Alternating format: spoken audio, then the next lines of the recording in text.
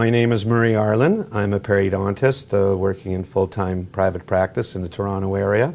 And I want to thank Dental XP for inviting me to do our second presentation. You can check the archives. We've done a previous presentation on narrow diameter implants. Now we're going to go to the opposite spectrum, and I'm pleased to do this presentation on immediate implant placement in molar sites and highlight the use of very wide diameter implants, some that are fairly new. In terms of a quick disclosure, as I mentioned, I am in full-time private practice in my 30th year.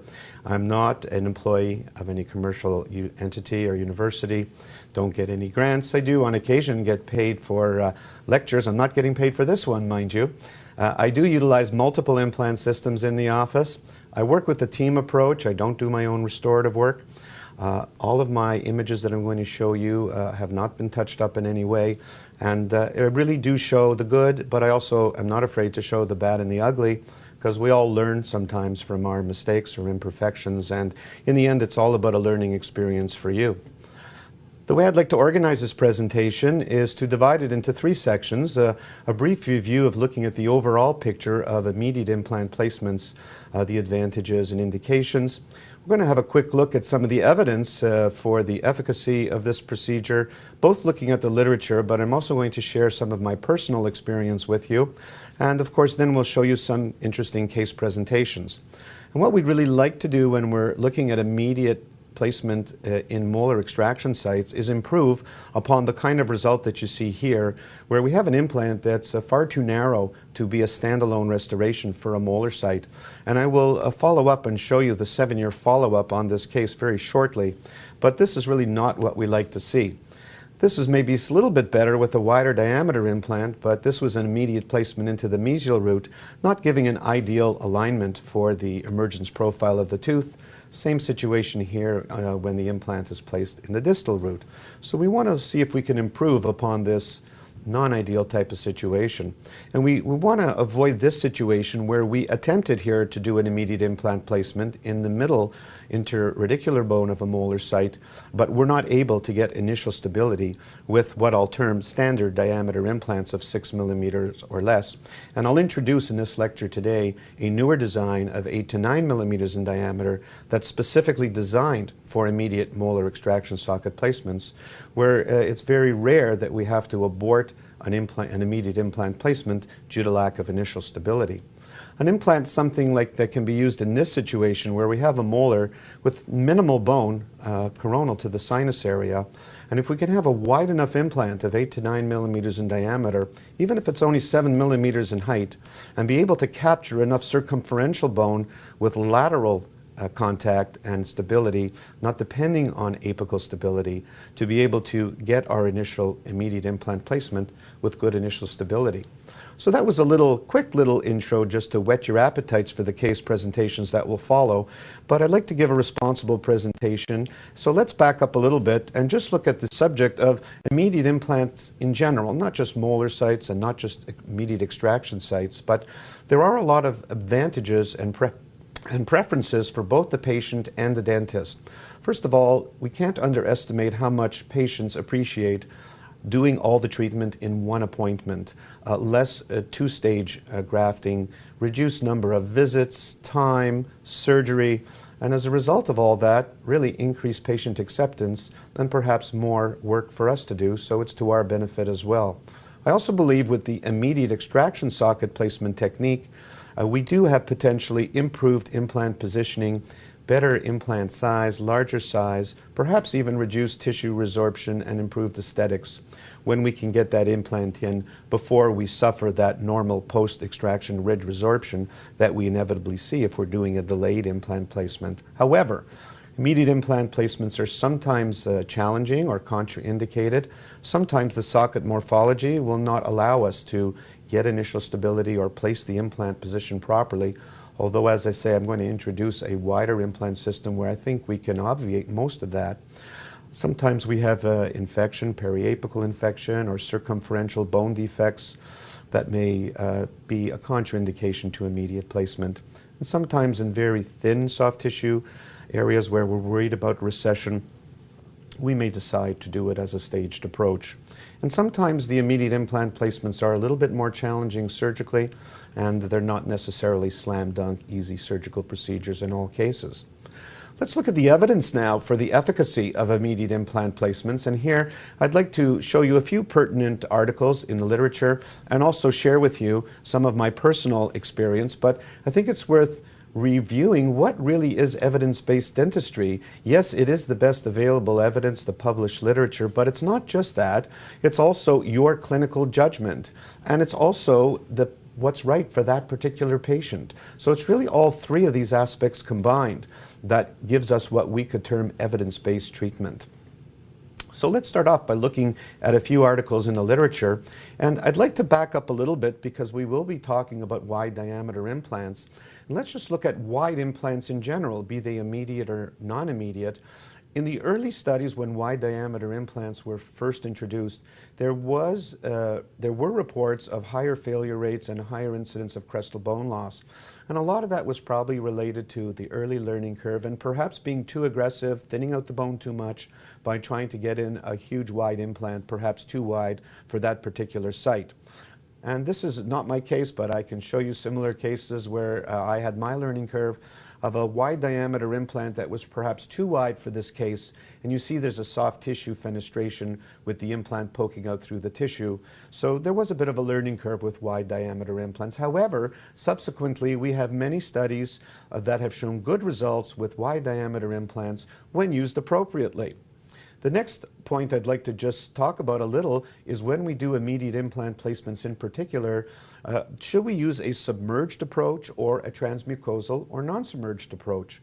And indeed, many studies show good results with submerged protocol, but there are also many studies that show good results with immediate implant placements without burying the implant with a transmucosal approach. So I think that either one can be done effectively if the case is chosen and handled properly.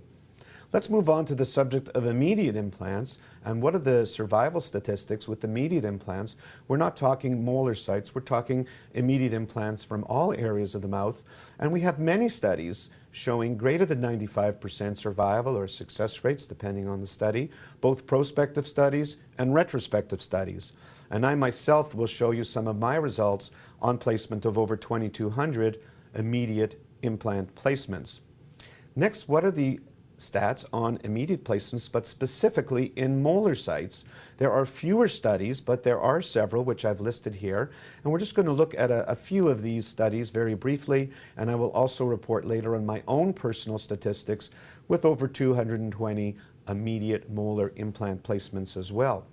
So here's one study done with 82 wide neck Straumann implants, non-submerged protocol in this particular study, showing 100% not only survival rate, but good soft tissue as well.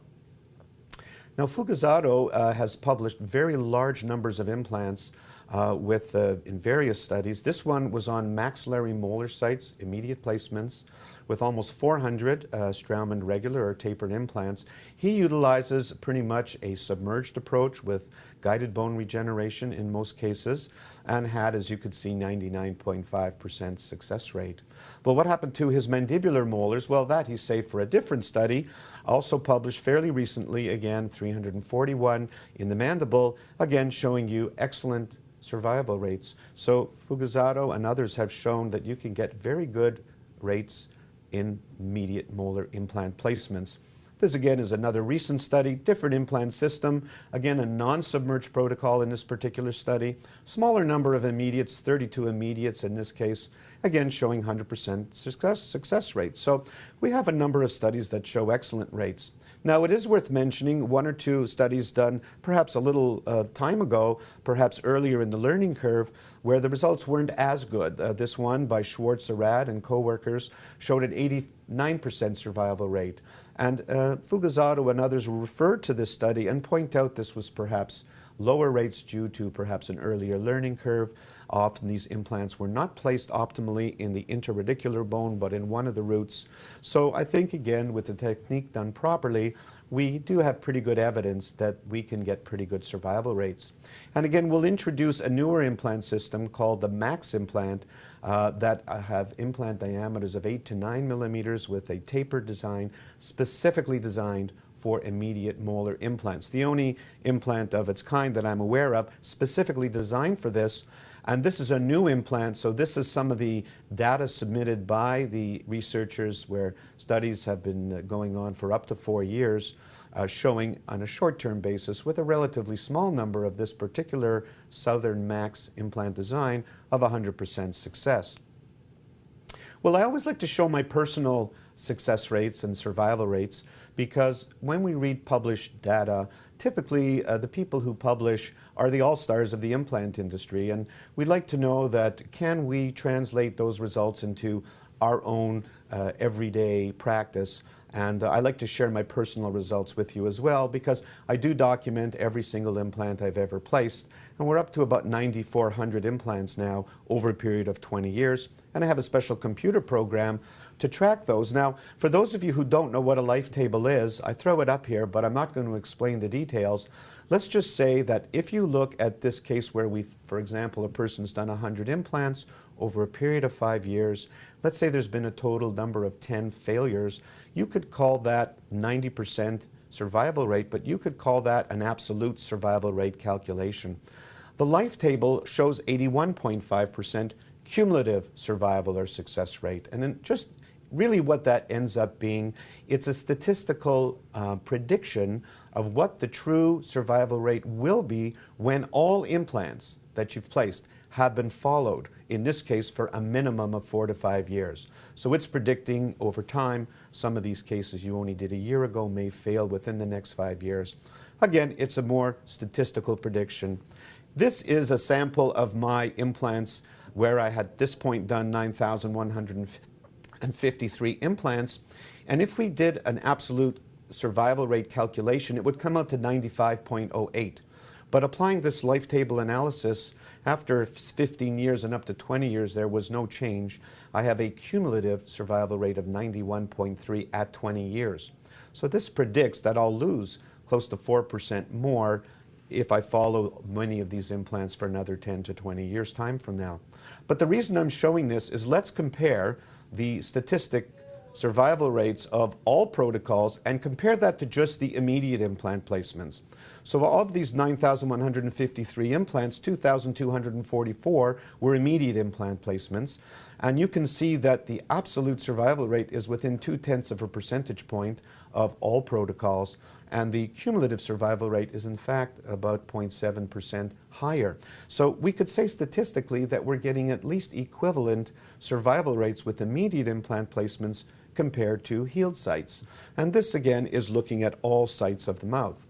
But let's look at molar sites because the topic for today is immediate implants in molar sites. And on your left, on the dark blue or the medium blue graphs, what we're looking at is a breakdown really of molars on the left with all implants placed, and on the right in purple we have all immediate molars that have been placed. And what you can see is some interesting trends. First of all, if anything, there's slightly a lower failure rate with immediate molar implant placements compared to molars in healed sites. Second, the breakdown here, what it shows is whether it's all molar implant placements or all immediate molar implant placements, we have a tendency for slightly higher failure rates in the second molar sites compared to the first molar sites. And again, I don't want to get too technical into the numbers, but basically that's the trend that it shows. So it's comforting to know that we can expect equivalent success rates in molar sites. We might have a little bit higher failure rate in second molar sites compared to first, and I think we might anticipate that because typically second molar sites, whether it's the lingual mylohyoid undercut of the mandibular or a pneumatized sinus in the maxilla, more often than not we're dealing with a more challenging bone compromise situation in second versus first molar sites. Again, if we just kind of lump all the molars together, you can see again in a more simplified way, we have, if anything, slightly better survival rates with immediate molars compared to healed. So I think it's fair to say that we have pretty good evidence that immediate sites work and immediate molar sites can work well as well. In terms of my personal experience with this large diameter Southern Max implant, I've only been doing it for a year. I did have 2 failures which I ascribe to surgical error, my early learning curve. And so in the short term, I think we have pretty good evidence that these techniques can work. Let's move on to the fun part, case presentations. And I think I'd like to show you a little bit of a total cross-section. And let's start actually with compromised results where we haven't done an immediate extraction placement. It's a healed molar site where we've been forced to use a narrower implant. And here's a case where we've lost the first molar, the sinus is pneumatized, patient doesn't want a sinus graft, they're satisfied with just a single tooth and leave a distal diastema. And in fact, this was the best we could do for that patient. Not ideal, but for this patient, it was good enough. Here again is something you should not do, placing a narrow diameter 3.3 millimeter implant as a standalone posterior restoration. There's a long story to this patient. This is not what I wanted to do, but I will admit with the patient's informed consent, we did proceed. And you can see here it being restored after 3 months. And lo and behold, after 3 years, the patient shows up and the implant has fractured. Now remember that case I introduced at the beginning and I say we'd revisit it? So I want to show you what happened to this case, but now it's 7 years later and you can probably guess what happened. Actually nothing happened, it was fine. But the point is that a certain percentage of these are at risk to fracture, and it's something we want to avoid. In fact, you'll notice that the patient actually came back because she needed another extraction and another implant. And as you might ask me, yes, we did try to convince the patient to redo the original crown and do the 2 crowns splinted together, but she declined. And here's that case clinically. Now this is a case that is a healed site placement where the ridge was quite narrow in the orofacial dimension and too wide to place a big, huge implant, a big, huge crown on one narrow diameter implant. And all of these cases, they've all been given their options to augment the thickness of the bone, and you'll just have to take it for granted that all these cases the patients declined these augmentation procedures. Well, in this case, fortunately, we had enough mesiodistal space that I could fit in 2 3.75 implants, and the case worked well with sort of 2 small bicuspid sized teeth splinted together. But to me, this is not the ideal. Patient is paying more for the treatment. It's more difficult for the patient to clean. And if we had the luxury of doing an immediate extraction socket placement here, we could just put in 1 large implant in the middle. It'd be more cleansable, more aesthetic, and less costly for the patient. Let's look at the next category of good results with immediate molar implant placements. But here we're going to show you some cases where we use what I'll define as narrow diameter, meaning 6 millimeters or less. We're going to get to those big, fat 8 to 9 millimeter ones a little later on. And here, being as I am, I like to categorize everything. So within this category of at the top, you see good results, immediate molars, narrow implants is the common theme for the next 7 subcategories I'm going to show you. Let's first look at maxillary implants, where we have an implant being placed in an immediate extraction site being splinted to another implant that's being placed in a healed site. This is significant when you're thinking of the prosthetic treatment because more often than not, the implant is placed in one of the roots, not in the interradicular area. And this has advantages of being able to get easier, predictable stability with narrower implants, a smaller peri-implant void. It has a potential disadvantage that you have to make sure you have enough interradicular bone, that you're not getting a lateral implant bone dehiscence. And because you're putting one of these implants in the molar socket, the rest of that molar tooth is unsupported, and it can end up being a pontic, for example, if you're splinting that to another implant distal to the extraction site. So here's an example where we're going to remove this second bicuspid and the 2 molars, and you'll forgive me, some of my slides have the international numbering system that we use in Canada, but what we have here is a healed site in the first premolar position, an immediate placement in the single-rooted second premolar position, and 2 immediate implants that went into the distal root of the first and second molar.